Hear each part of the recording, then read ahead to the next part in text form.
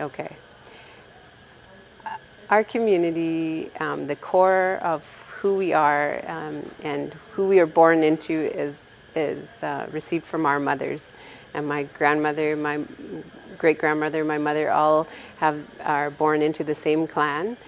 And it's very important, the role that women played in our community.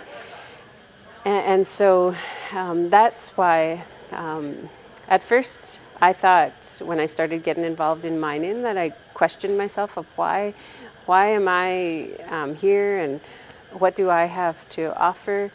And as I was sitting outside the mining company was doing an open house. I was sitting outside and my aunt came to me and said, "Now it all makes sense." And she said, "When you were a baby, my grandfather, so her dad, my grandfather would hold me up as a baby and say, 'One day you are going to be our leader.'" And I never heard that story until that day. And since that day, then I felt connected to what I was doing.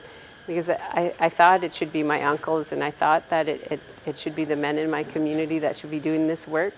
They were the hunters, they were out on the land, and they needed to know what was going on.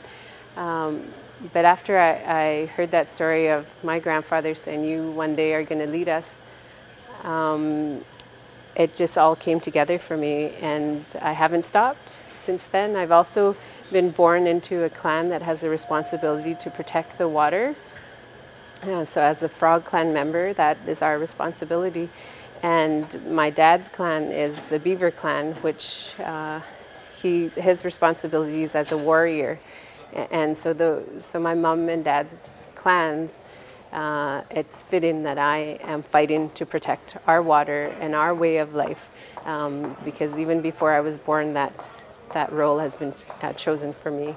And that's what brings me here to the UN, is to meet with other women from around the world and to work together to figure out our role and how we could bring that message of how women are being impacted by resource development, and how that is so important that we tell our stories so that people understand what is happening on the ground to our communities.